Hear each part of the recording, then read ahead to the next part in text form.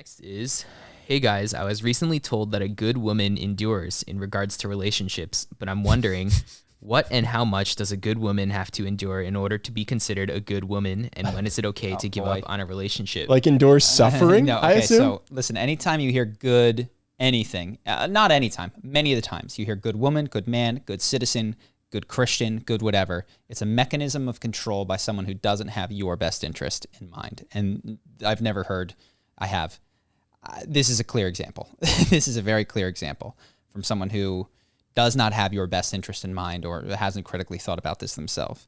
Yeah, it's kind of like those Tinder profiles. They're like, if you're not man enough to give me everything I want, even when it's unreasonable, then you're not for me. It's like, yeah, okay, if that's what we're going to define a man as, count me out. I have the opposite thought, which is, well, like, let's drop the good. But this is actually a very common trope amongst men's stuff, which is that women are a storm and a good man is the rock that is just sustains and is centered in the storm. And it's a romantic notion to think the whole world around you could be chaos and you could be centered. But it's like, wait a second, the whole world isn't chaos. It's just her. Yeah.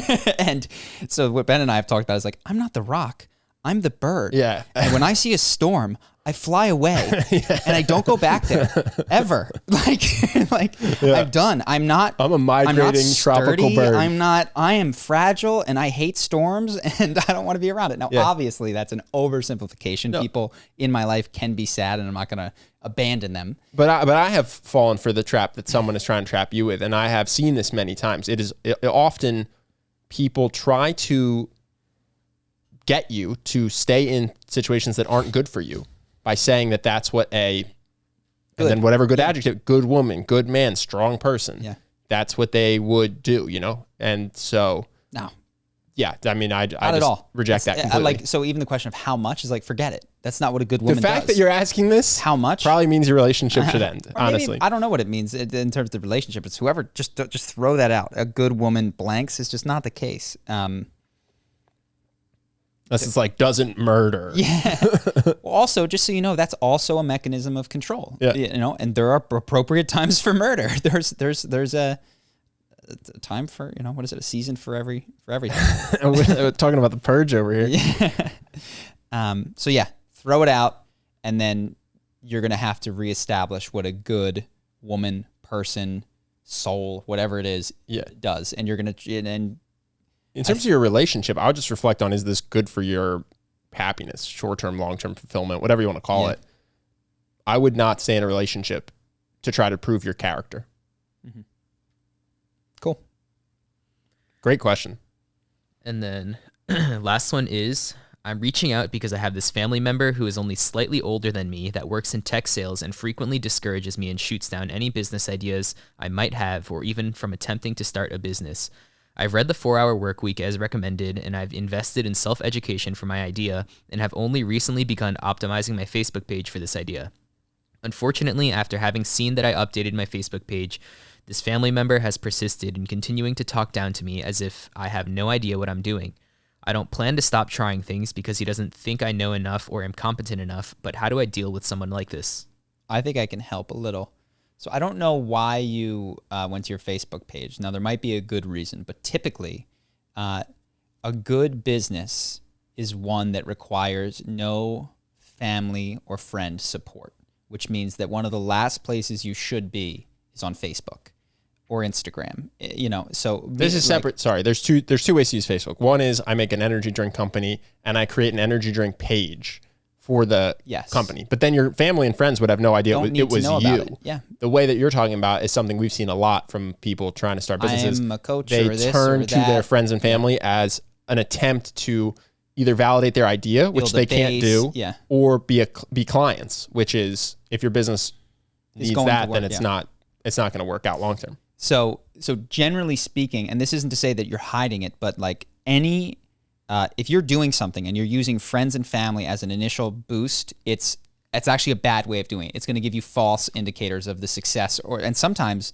you'll be really onto something that would do well in the market, but your family is going to hold you back. So that's just a general direction. I don't know exactly what you're up to, but people in our life, unless we told them, did not know what we were doing, and I'm very glad. We had a website that was for people who were interested in parkour, and then we had a website that was for people that were interested in charisma. And unless a family member Googled charisma, they would not find us, and that was perfect. Yeah, my friends knew because I was living with them to go move to Brazil. Sure. But And so I wasn't recruiting them as clients or anything exactly. like that. And now, so where did you get people? We went to forums of interested groups. So we went to parkour forums, and we went to dating forums, and all these kind of things, and tried to find people interested in that topic. That's a side point. How do you deal with this kind of a person? Time will tell. Was my strategy. Dude, I had so many people tell me it was a bad idea to start a business and leave finance. I just went, okay. So I made a video on this. It's literally called like how to deal with the haters that come when you start personal development. Yeah. So look it up. I forget the exact phrase that we've used in the past, but this one shuts people up cold. And there's like 6 other ones. I know what you're talking about. It's a good thing that you get to live your life and I get to live mine, because we'd both probably be unhappy if we had to switch. Yes. I just watched the video. That will fucking shut people up. Okay. So I was like, let's see, your uncle comes up to you. He's got all this advice. Look, you just drop what Ben said. It's a good thing that you get to live your life and I get to live mine, because we'd both be unhappy. And what that is like, I don't want what you have. And I'm not going to shove it down your throat, but I don't really admire it. Yeah. And if you want to ask more, you can keep asking, but you're just asking for me to do a put down that I'm not interested in delivering to you. I want to live and let live. The other thing is your business idea might suck and you might have no idea what you're doing. Yeah. That's exactly where we were in terms of knowing. I knew nothing about. I went to business school. I knew nothing about starting a business. So when people would come up to me and they say, "Yeah, this isn't how you do," I go, "Yeah, maybe. Probably. I don't know. Time will tell. I'll figure it out. But this is my first iteration, and I'm going to learn how to do this." Yeah, this is the other thing is you don't need to defend any idea ever. Like what Ben and I defended was ourselves. The pursuit of entrepreneurship and a willingness to bet on myself and you to eventually succeed. Yeah. When people are like, parkour, what? DVDs? Yeah, maybe. You might be totally right. I guess we're going to find out. When we had an LLC, we did not call it parkour. We called it, I'm not going to say it, but something, something dumb. Something but enterprises. It's an umbrella company. It's like a nameless thing that could be anything. Yeah. And the reason that we did that was because it was like, everything's going to fail. Charisma on Command could fail. Dude, when we first started this, it's like, it might not be this. I'm just going to keep trying and learning and trying to be a better business person. And if Charisma on Command fails, it's like, okay, what am I left with? The skin on my bones, and like that's back to the shop. Yeah. So I think you don't have to get defensive about your idea or convince them it's a good idea. The market will tell you if the product idea plus your marketing is good or bad, and then you will either give up or you'll continue to change and pivot and grow and learn and get better. Yeah, there's 100 different things you could say, but I think you know this, like listen to people that have the life that you want and not those that don't. Well-meaning or otherwise, they just don't know what it takes. I had at least a dozen people lovingly tell me that I was a moron for quitting my job. Yeah, I should what's funny is, man, these people people go so quiet. They disappear when. No, they turned around. They say, oh yeah, they say that it's great and they love it.